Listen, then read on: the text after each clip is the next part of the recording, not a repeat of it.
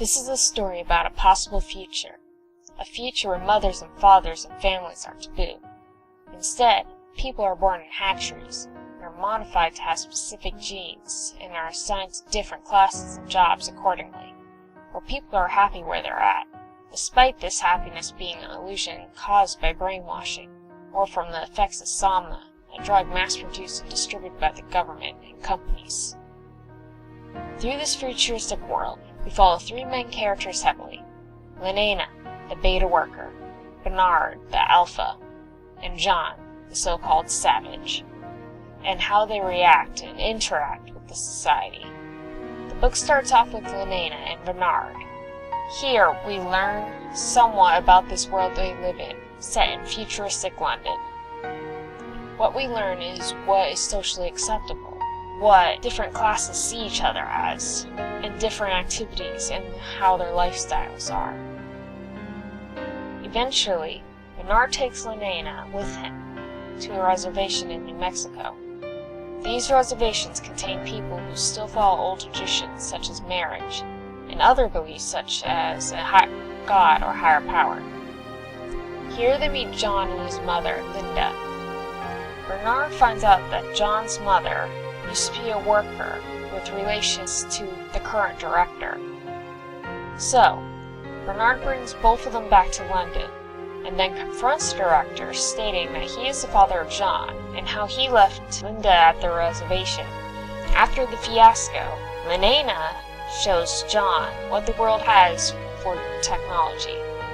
At first, John seems astonished and amazed by all of it, but slowly develops a hatred for it.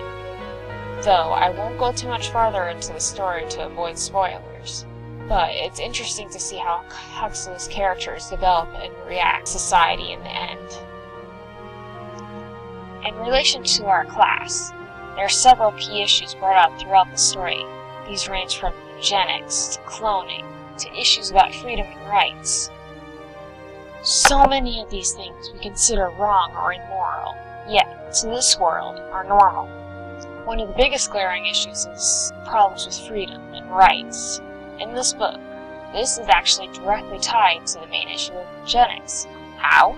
Because people are bred and then brainwashed to enjoy certain freedoms, all depending on what class they are going to become.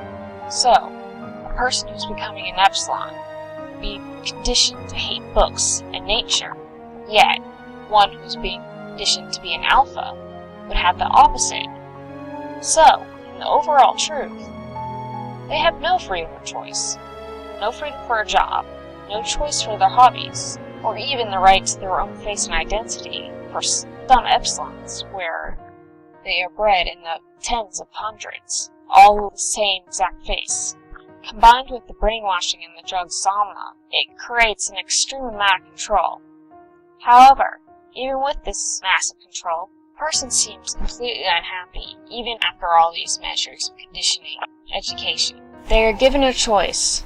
They are allowed to try and stay with the main part of society. They could go to a reservation, similar to John, or they could go to one of the many islands where there are people who have similar interests or thoughts. Compared to many dictatorships in the past, where you would get shot for not fitting in with morals or final interests of the country, it seems like a better alternative, even if most people seem to be brainwashed. When compared to the moral theories of ethics, it seems to mostly fit with Alterian's moral theory of ethics, where the main thought and outcome is for the good of all, where everyone is happy. It pretty much seems in this society everyone is happy to an extent.